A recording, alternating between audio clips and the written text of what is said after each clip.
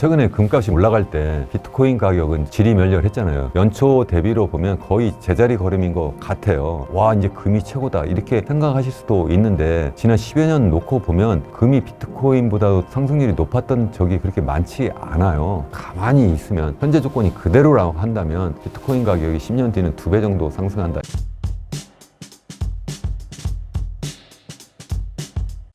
현재 금값이 변동성이 심상치 않은데 이번 흐름 어떻게 보고 계신가요? 사실 제가 금과 관련해서는 제가 투자 전문가가 아니기 때문에 그냥 경제학자로서 제가 드리고 싶은 말씀인데요. 뭐든지 어떤 자산이든지 일직선으로 이렇게 상승하는 경우는 거의 없다, 아니 완전히 없다 이렇게 제가 단언할 수도 있는데 금값이 1년 전과 비교해보면 너무 빠르게 오른 것이 아닌가 저는 그렇게 생각을 하고 있어요. 트로이 온스당 1년 전만 해도 한 2,500달러 정도 했던 걸로 제가 기억을 하는데 이제는 4,000달러가 넘었잖아요. 그러다가 지금 최근에 이제 조정을 받고 있는데 그 이유가 제가 볼 때는 너무 단기 급등을 하다 보니까 지금 조정을 받고 있는 게 아닌가 이렇게 생각하고, 지난 수십 년 동안 봐도 금값이 계속 오른 적은 한 번도 없었잖아요. 계속 지리멸렬하다가 한번 좀 올랐다가 그다음 또 한참 또 제자리 걸음하다가 오르고 이렇게 했는데 지금도 좀 그런 상태가 아닐까 이렇게 좀 생각을 하고, 다만 장기적으로 보면 저는 금값도 계속 오를 가능성이 좀 높다 그렇게 생각은 하고 있어요. 다만 단기 조정 과정은 좀 거칠 수밖에 없다. 다만 그게 어느 정도 어느 기간 동안 할지는 좀 그 누구도 맞추기가 좀 어려운데, 장기적으로는 계속 금값이 올라갈 수 있다고 생각하는 이유가 일단 전 세계 특히 미국이 유동성을 계속 풀 수밖에 없는 그런 환경이 되고 있어요. 미국의 이제 통화 정책을 담당하는 데가 연준이잖아요. 이제 우리나라의 중앙은행, 한국은행과 같은 곳이 이제 지금 미국 연준이 기준금리를 한때 이제 최고 5.5%까지 막 이렇게 올렸다가 그리고 이제 최근에 이제 상당 기준으로 이제 4.5%까지 이게 낮췄는데, 지금 현 상태에서 과연 낮출 거냐 멈출 거냐 이거에 대해서 이제 설왕설래가 많이 있는데, 요즘에 와가지고는 이제 시장의 컨센서스가 다음 주에 있습니다. 녹화일 기준으로 이제 연준 FOMC 회의가 기준금리를 낮출 거라 이렇게 보고 있는데, 사실은 제가 볼 때는 환경이 낮출 수 있는 환경이 아니에요. 아직도 실물 경제는 굉장히 탄탄하고, 그리고 또 인플레이션율은 지금 아직도 3%에서 떨어지지 않고 도리어 최근에 좀 슬금슬금 더 올라가고 있는 측면도 있어요. 그게 바로 이제 관세 때문에 이제 그런 면도 있긴 한데, 그러한 상태에서 지금 기준금리를 계속 낮춰야 된다 하는 그런 시장의 컨센서스가 있는 이유는, 그거는 왜 그러냐면 트럼프 대통령이 워낙 강하게 기준금리를 낮추도록 지금 제롬 파월 연준 의장에게, 연준에게 계속 압력을 가하고 있기 때문에 결국은 거기에 넘어갈 수밖에 없다. 실제 스테판 미론이라고 경제자문위원회 위원으로도 이미 앉힌 바가 있고, 또 당장에 낮추지 않다 하더라도 내년 5월이면 제롬 파월 연준 의장의 임기가 끝나고 이제 새로운 의장이 들어서게 되는데, 트럼프 대통령이 이제 지명해서 이제 임명하는 거고요. 그래서 이미 시장에는 이미 더 공개된 거나 마찬가지인데, 이미 사실 트럼프 대통령이 이미 암시하는 발언도 이미 했잖아요. 케빈 헤셋이라고 내셔널 이코노믹 카운슬, 그러니까 국가경제위원회 의장을 차기 연준 의장으로 앉힐 걸로 거의 지금 보고 있는데, 이분은 그야말로 비둘기 중에 완전히 왕비둘기예요. 왕비둘기뿐만 아니라 트럼프 대통령의 거의 신복이나 마찬가지예요. 트럼프 1기 행정부 때부터 시작해서 이분이 계속 트럼프 대통령의 경제 책사로서 계속 일해왔기 때문에 트럼프 대통령이 원하는 대로 계속 금리를 낮출 수밖에 없을 거다. 그것도 굉장히 공격적으로 낮출 수밖에 없을 거다. 그러한 가운데 인플레는 계속 나타날 거다. 우리가 인플레를 이야기를 할 때 그 인플레이션이라고 하는 것은 두 가지 측면의 인플레이션이 있어요. 우리가 일반적으로 보는 왜 소비자 물가 지수라는 게 있잖아요. 또 미국은 PCE라는 것도 있긴 한데, 주로 상품 및 서비스의 물가가 얼마나 상승하느냐를 우리가 지표로 나타나는 것을 우리가 일반적으로 인플레이션율이다 이렇게 하는데, 그것 말고 또 중요한 것이 뭐냐면 자산 인플레라는 게 있어요. 그러니까 통화량이 많이 금리가 많이 낮춰지면 통화량 유동성이 많이 풀려나가고, 그러면 그만큼 자산 가치도 또 올라갈 수밖에 없거든요. 상품 및 서비스도 올라가고 가격이, 그리고 또 이제 자산 가치도 올라갈 수밖에 없는데, 대표적인 자산이 바로 주식이고 또 금과 같은 것이죠. 특히 이제 주식은 그 자체적인 기업의 실적에 따라서도 이제 가격이 올라가기도 하지만, 이 금이라고 하는 것 자체 실적이 있는 게 아니잖아요. 그러니까 유동성이 많이 풀려나가면 그만큼 더 많이 올라갈 수밖에 없다, 가격이. 이제 그런 차원에서 장기적으로는 결국은 금값이 좀 올라갈 수밖에 없지 않을까 이렇게 생각을 합니다. 디지털 시대에서 금과 비트코인 중 무얼 비중 있게 가져가면 좋을까요? 최근에 금값이 막 이렇게 올라갈 때 비트코인 가격은 좀 지리멸렬했잖아요. 연초 대비로 보면 거의 제자리 걸음인 것 같아요. 그러니까 와 이제 금이 최고다 이렇게 생각하실 수도 있는데 지난 10여 년 놓고 보면 금이 비트코인보다도 더 상승률이 높았던 적이 그렇게 많지 않아요. 거의 비트코인은 한 4년 정도 계속 다른 모든 자산과 비교해서 제일 수익률이 높다. 그래도 하나 이제 폭락을 하다가 다시 또 4년 계속 잘 나가다가 다시 또 1년 폭락하다가 다시 또 4년 잘 가다가 1년 폭락하는데 지난 3년 동안 굉장히 좋았거든요.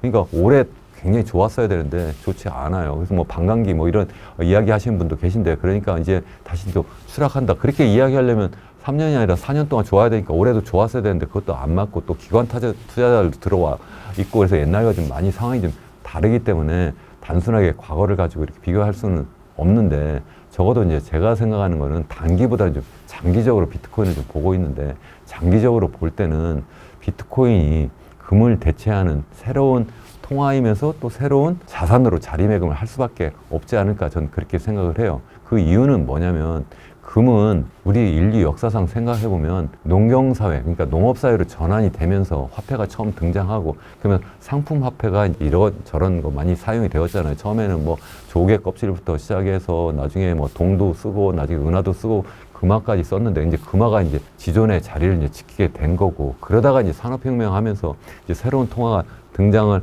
했죠. 그게 바로 이제 우리가 법정화폐, 명목화폐라고 하는데 사실은 명목화폐도 아니었어요. 처음에는 금과 태환을 보장하는 형식으로 했잖아요. 왜? 정부가 아무리 이걸 돈이라고 해도 사람들 믿지 않으니까 적어도 이걸 갖고 있으면 금과 일정한 비율로 바꿔줄게 이렇게 했다가 이제는 그것도 완전히 사라져 버렸잖아요. 그런 상태에 왔는데도 아직 금이 계속 살아있어요. 그건 뭐냐면 금은 이제 더 이상 통화가 아니고 자산으로서 이제 사람들이 생각을 하는 거죠. 아, 실질 가치가 있으니까 그게 자산이다. 아니에요. 실질 가치가 그러면 1온스당 거의 4,000달러만큼 되나요? 아니죠. 실제로 산업 현장에서 쓰거나 아니면 개인이 뭐 돌반지로 쓰는데 그게 그렇게 가치가 있느냐는 거죠. 그 이상 많이 사실은 가치가 많이 올라가 있다 하는 말씀을 제가 드리고 싶고 그것은 유동성의 힘이다. 이렇게 전 일단 말씀을 드리고 싶은데 제가 이렇게 장하게 말씀드리는 이유는 이 비트코인이 이제는 산업사회를 지나 이제 디지털 사회로 넘어가면서 새로운 통화, 새로운 자산으로서 자리매김을 지금 하고 있다. 저는 그렇게 보고 있는 거예요. 그렇기 때문에 이게 앞으로 금보다는 더 새로운 시대에 맞는 그런 통화가 아닐까. 저는 그렇게 생각하고 또 새로운 자산으로서 자리매김을 할 수도 있지 않을까. 여러 가지 장점이 더 많잖아요. 금보다도 뭐 분실 위험도 없고 더 잘게 쪼갤 수도 있고 또 쉽게 전달하기도 좋고 뭐 등등 여러 가지 장점이 있는데 그렇기 때문에 이게 더 금을 대체하는 그러한 때가 올 수도 있지 않을까 저는 그렇게 생각을 합니다. 물론 금이 완전히 없어진다는 뜻은 아니다 하는 것을 제가 강조해서 말씀드리고 또 뿐만 아니라 앞서 금값이 앞으로 장기적으로 계속 올라갈 수도 있다 이렇게 말씀드린 중요한 이유가 유동성이 계속 더 많이 풀려나간다.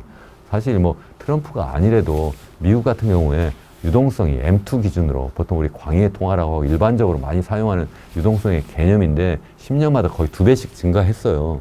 그러니까 10년마다 2배씩 증가했다는 것은 10년마다 적어도 2배 정도의 가치는 상승한다. 금도 그렇고 그리고 또 비트코인도 그렇고 그것뿐만 아니라 이제 비트코인은 새롭게 등장하면서 더 여러 이제 수요가 계속 더 나오고 있잖아요. 개인도 그렇고 또 기업도 그렇고 정부도 그렇고 또 여러 투자 회사들도 계속 이제 비트코인을 새로운 투자 자산으로 계속 받아들이고 있기 때문에 수요가 더 늘어나고 그러한 가운데 비트코인 가격은 더 올라갈 수도 있지 않을까 저는 그렇게 생각을 하고 있는 사람입니다.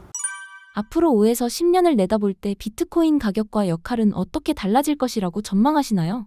가격은 뭐 여러 사람들이 뭐 전망을 하는데 저는 좀 전에 말씀드린 것처럼 적어도 이제 미국의 통화량 기준으로 보면 10년에 한 2배 정도 이렇게 증가하니까 가만히 있으면 현재 조건이 그대로라고 한다면 비트코인 가격이 10년 뒤는 2배 정도 상승한다 이런 말씀을 드릴 수가 있는데 트럼프 대통령이 등장하면서 뭐 미국을 암호화폐 수도로 만들겠다든가 자기가 암호화폐 대통령이 되겠다든가 뭐 비트코인을 특별한 전략 자산으로 계속 비축하겠다든가 등등 여러 가지 했는데 근데 별로 약발이 먹히지 않고 있어요. 굉장히 역설적인데 다른 해에는 비트코인이 굉장히 좋았어요. 그런 것도 없었는데 계속 뭐 비트코인이 이게 과연 실제가 있냐, 이게 과연 계속 존재할 수 있겠냐, 가치가 계속 상승할 수 있겠냐 여러 가지 뭐 비아냥거리는 것도 있었는데도 불구하고 계속 가격이 올라갔잖아요. 그러다가 이제 가끔 한 번씩 폭락하기도 했는데 올해는 굉장히 많이 올라갈 거라고 많은 사람들이 연초만 해도 그렇게 생각을 했는데 지금 거의 제자리 걸음을 이렇게 하고 있는데 모르겠습니다. 이건 뭐 그 누구도 맞출 수 없는 영역이긴 하지만 저는 올라갈 수도 있지 않을까 그렇게 생각을 하고 그리고 전략자산으로 모으겠다고 하는 것을 그걸 완전히 그냥 없었던 얘기로 치부할 수 있을까? 저는 만약에 내가 만약에 미국 대통령이거나 아니면 그 전략자산을 모으려고 하는 그 어떤 세력이 있다고 해요. 그러면 어떻게 모으겠느냐? 이걸 그냥 공개적으로 지금부터 모을 거야 이렇게 하면 갑자기 가격이 올라가는데 내가 어떻게 모아요? 차라리 전략적으로 가격을 떨어뜨려서 슬금슬금 모으죠. 그리고 나중에 내가 이만큼 모았어? 이렇게 하지 않을까? 저는 그렇게 생각을 합니다. 그래서 뭐 비트코인에 대해서 뭐 투자하시는 분도 계시고 안 하시는 분도 계시고 긍정적으로 보시는 분도 계시고 그렇지 않은 분들도 계실 텐데 제가 적어도 볼 때는 이것은 우리 인류 역사에서 지금 새로운 시대를 맞는 새로운 어떤 화폐, 새로운 자산으로 등장하고 있는 거라고 전 일단 생각을 하고 있고 또 그러한 가운데에서 유동성은 계속 풀려나가고 있기 때문에 계속 증가할 수도 있고 또 계속 여러 국가, 정부 그리고 기업, 투자 회사들 또 뿐만 아니라 이제 개인들도 점점 더 이러한 존재의 중요성을 알게 되면서 더 수요가 자꾸 더 늘어나게 되고 그러면서 가격은 계속 올라갈 수도 있지 않을까. 그래서 제가 10년 좀 전에 말씀하셨는데 적어도 10년 동안 그러한 새로운 수요처가 한 5배 정도 늘어난다고 생각하면 2 곱하기 5 하면 한 10배 정도 되지 않을까 저는 이렇게 계약적으로 제가 전망한 적도 있어요. 제 유튜브 채널에서도 그렇게 말씀을 드린 바도 있습니다. 금값 전망 관련해서 그러니까 제가 볼 때는 뭐 대체를 한다는 게 이제 어떤 의미냐인데 제가 볼 때는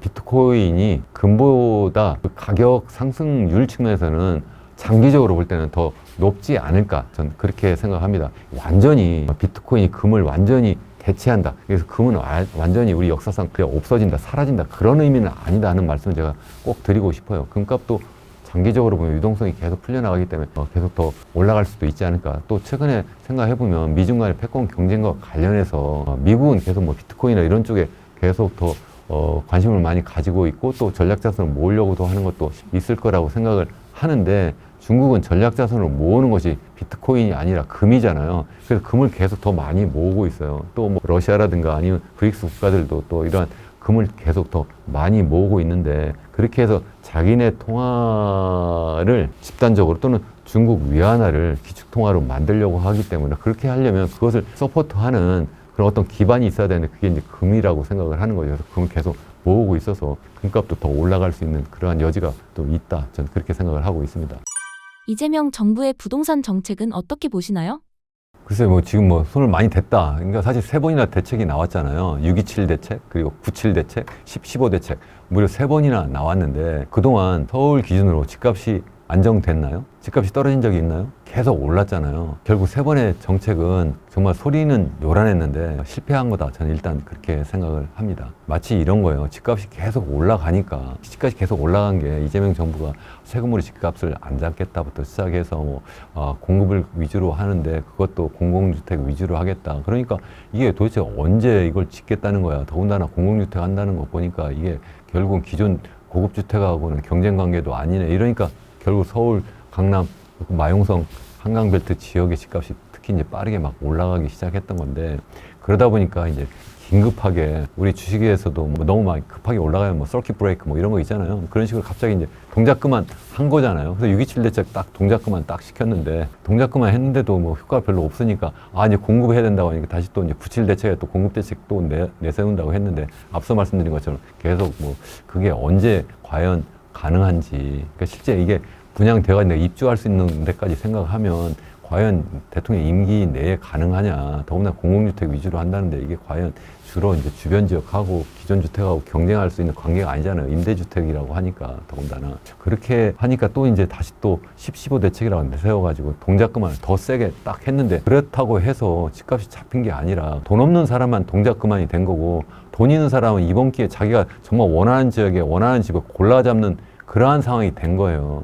그러니까 정말 이건 잘못됐다. 그러니까 반시장 정책이면서 동시에 정말 어쩌면 돈이 있고 정말 여유 있는 사람에게 도리어 투자 기회를 만들어준 게 아닌가. 전 그런 면에서 좀 안타깝게 생각을 하고 있습니다. 서울 아파트 가격 수준을 장기적인 경제 흐름과 비교하면 지금 시장이 어떤 국면에 있다고 보시나요?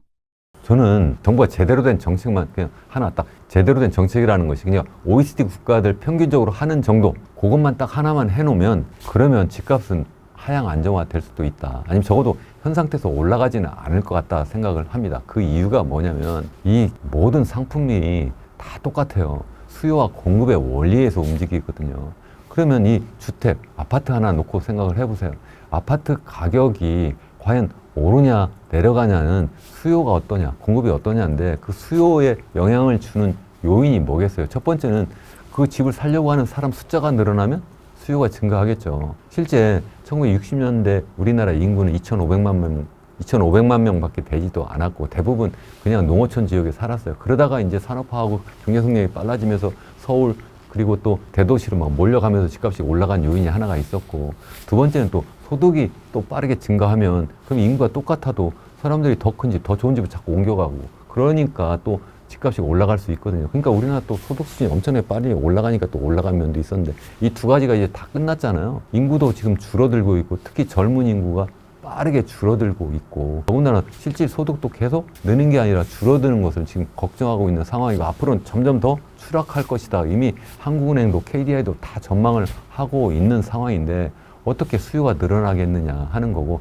오직 그런 상태에도 계속 막 돈을 엄청나게 풀어요. 실제 지금 한국은행이 금리를 너무 낮춰가지고 통화량이 너무 많이 풀려서 그래서 이제 집값이 올라간 측면도 좀 있다고 많이 비판을 받고 있는 것이 사실인데 그러한 상태가 앞으로도 계속 진행될 수도 있겠지만 그게 옛날처럼 그렇게 많이 낮지는 않을 거다. 코로나 터지자마자 0.5%까지 이렇게 낮췄어요. 그러면서 사실 서울의 집값이 더 빨리 올라간 측면도 있거든요. 금리가 너무 낮으니까 유동성이 너무 많이 풀려나가고 그러니까 너무나 싸니까 그러니까 뭐 싸게 돈 빌려가지고 내 집 사는데 그러니까 집값이 더 빨리 올라가니까 내가 충분히 또 갚을 수도 있고 그러니까 많이 투자를 했는데 이제 그런 상황으로 가지 않을 거라는 거예요. 그리고 이제 공급 측면에서도 생각을 해보면 결국은 이 수요와 또 연관된 그런 측면에서 특히 인구 고령화가 막 되니까 내가 언젠가 누구나 여러분도 저도 계속 이제 평생 계속 살 수 없잖아요. 언젠가는 내가 죽어야 되고 죽는다는 것은 결국 내 집을 누군가에게 넘겨줘야 되잖아요. 내 자식이 됐든 그 누군가에게 넘겨야 되는데 그만큼 이제 그게 시장에 나와야 된다는 거예요. 시장에 나온다는 것은 결국 뭐냐면 공급이라는 뜻이에요. 근데 많은 분들이 주택을 공급한다 이렇게 이야기하면 정부도 그렇게 생각을 하고 새 집을 공급하는 거, 새 집을 지어서 분양해서 입주시키는 것을 공급이라고만 생각하는데 그거는 지금 많지 않다. 그래서 앞으로 많이 줄어들 거다 이렇게 이야기하지만 사실은 더 중요한 기존 주택의 공급은 한때는 이게 서울 기준으로 한 9만 호까지 막 나왔는데 최근에 그것이 완전히 반토막 밑으로 떨어졌어요. 왜 그렇겠어요? 정책이 잘못되니까 사람들이 전부 다 걷어들이는 거잖아요. 세 번이나 정책이 나왔는데 그 정책 때문에 수요도 위축됐을 뿐만 아니라 공급도 그래? 그럼 동작 그만. 그래서 팔지도 못하는 이러한 상황이 돼버렸거든요.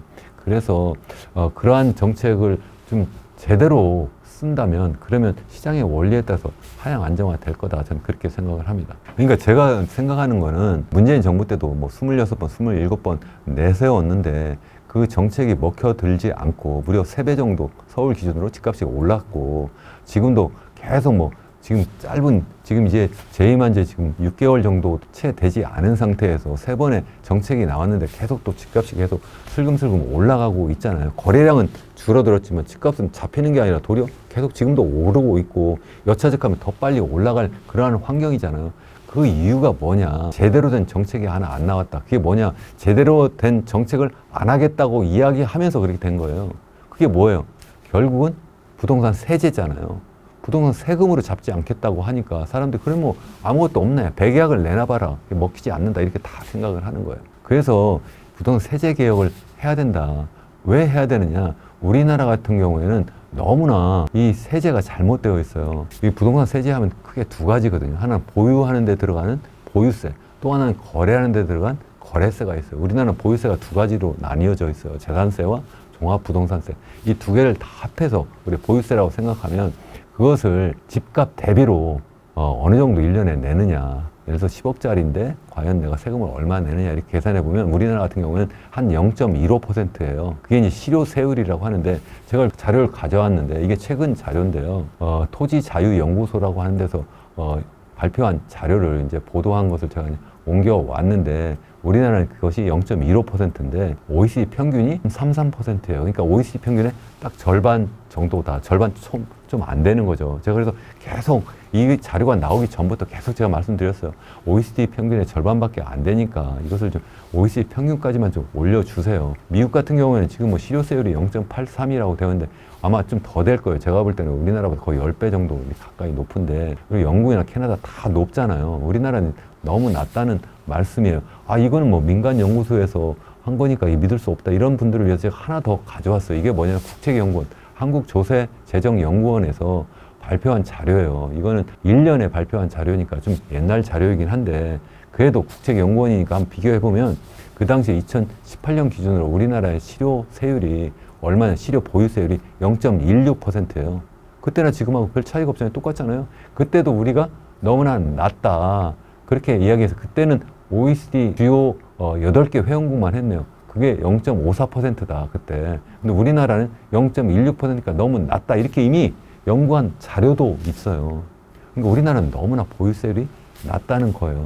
근데 언론에서는 그렇게 이야기 안 해요. 이런 거 잘 보도하지 않고 뭘 보도하냐면 GDP 대비로 보유세를 비교를 해요. 아, 우리나라 GDP가 이만큼인데 거기에 우리나라가 보유세를 얼마나 내느냐. 그러니까 재산세 플러스 종합부동산세를 이제 다 합해서 어느 정도 내느냐 하니까 우리나라가 무려 현재 2023년 기준으로 1%를 낸다는 거예요. 아, 그러니까 OECD 평균은 0.91%인데 우리가 더 많이 내는 거 아니냐. 이렇게 보도를 하는 거예요. 여기 제목도 보세요. 한국 보유세 낮다? 낮지 않다. 이렇게 이야기를 하는 거예요. GDP 대비로는 왜 이럴까요? 왜 실효세율은 우리나라가 OECD 평균보다 2분의 1밖에 안 되는데 GDP 대비로는 왜 평균보다 더 높냐는 거예요. 왜 그럴까요? 집값이 너무나 높으니까. 그러니까 당연히 GDP 대비로는 실효세율이 낮아도 높은 것처럼 보인다는 거예요. 우리나라가 얼마나 높으냐. 서울 기준으로 90제곱미터 우리 평균적인 아파트, 그것을 평균적인 가계소득으로 나누면 한 27배 정도 되는데요. OECD 국가들의 주요 도시들의 TIR이라고 소득 대비 주택 가격을 비교해보면 우리나라는 27배인데 OECD 국가 도시들 중에서 그렇게 높은 도시가 하나도 없어요. 뉴욕도 우리나라의 절반 정도밖에 되지 않아요. 한 14배 정도밖에 되지 않아요.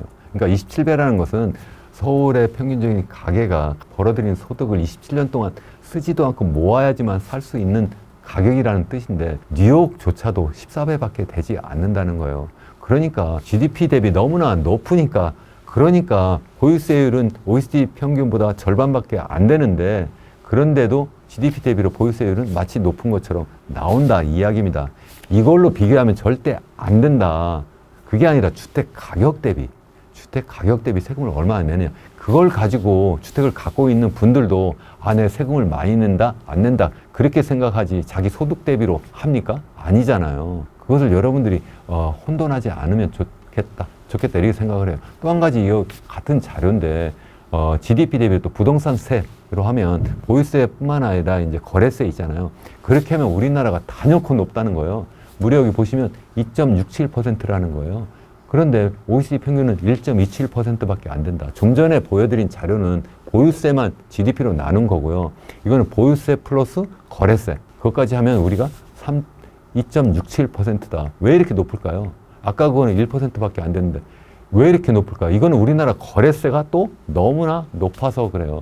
취득세가 높고, 그러니까 취등록세가 너무나 높고, 또 양도소득세가 너무나 높아요. 그러니까 우리나라는 제가 요약해서 말씀드리면 보유세, 바로 재산세와 종합부동산세는 가격 대비로 너무나 낮고, 반대로 취득세나 등록세는 너무나 높고, 더군다나 거래세, 양도소득세는 너무나 높아서 사람들이 보유하는 데는 별로 부담이 없고, 반대로 팔으려고 하니까 너무나 그 세금이 많이 들어서 팔지 못하는 상황이 된다는 거예요. 그러니까 시장을 너무나 도리어 옥죄는 거죠. 거래하지 못하도록 만든다는 거예요. 그게 아니라 보유세를 지금 OECD 평균 정도로 높여주고 거래세는 OECD 평균 정도로 낮춰주면 그럼 시장이 활성화돼서 지금까지 3번 나온 정책 다 걷어들여도 돼요. 그래도 자연스럽게 가격은 안정화될 거다. 저는 그렇게 생각을 합니다.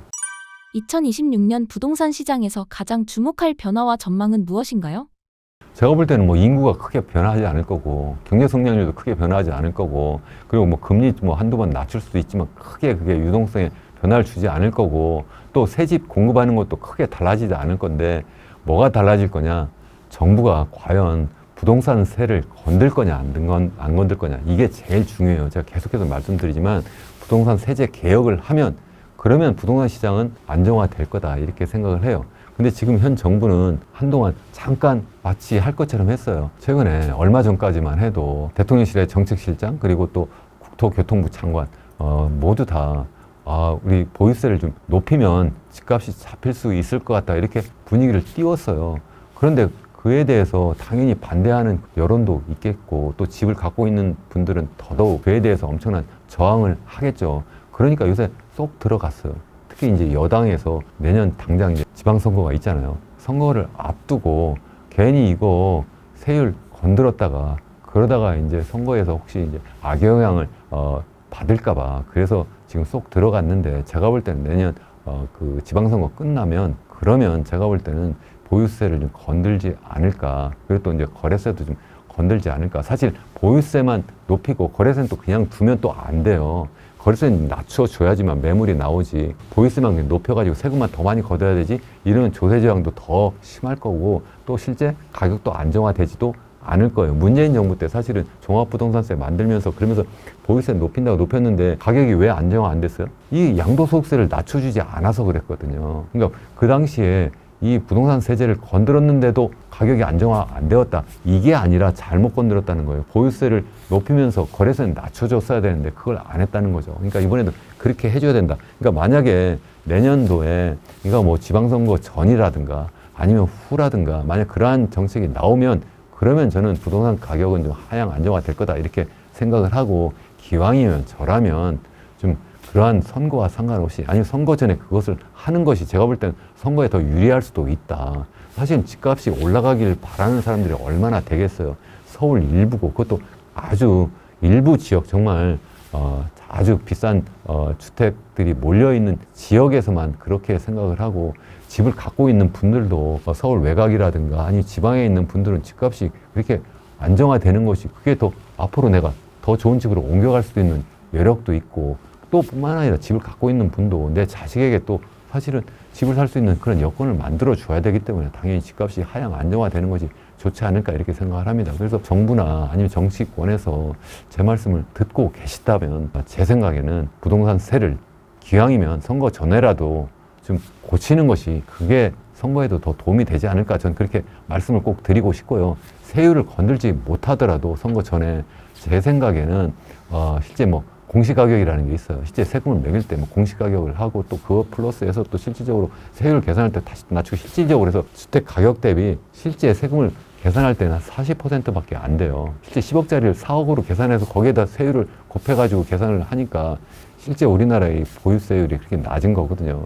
그렇게 안 하고 세율 자체를 건들지 않더라도 실제 뭐 공시가격만 좀 높여더라도 또 공정시장 가액 비율이라는 것이 있는데 그것도 좀 높여주기만 하면 좀 현실화만 해도 그래도 좀 가격이 빠르게 안정화되지 않을까. 그렇게 하면서 앞서 있었던 그런 적어도 6.27 대책과 10.15 대책 이런 수요를 억제하는 대책은 좀 풀어주는 것이 그게 저는 제대로 된 시장 친화적인 대책이고 또 실질적으로 부동산 시장 가격 안정화 대책이 되지 않을까. 그래서 시청자분들께 제가 드리고 싶은 말씀은 정부가 그것을 하는지 안 하는지 잘 보시고 그것을 하도록 좀 요구를 좀 하는 것이 좋지 않을까. 저는 그렇게 생각을 하고 있습니다. 신사임당 구독자분들께 한마디 부탁드립니다. 제 말씀을 이렇게 시청해 주셔서 정말 감사드립니다. 이제 올해가 얼마 남지 않았는데 정말 잘 마감하시고 정말 내년 더더욱 희망찬 새해를 맞이하시고 또 그때 또 더욱 건강하고 행복한 모습으로 뵙기 바라겠습니다. 감사합니다.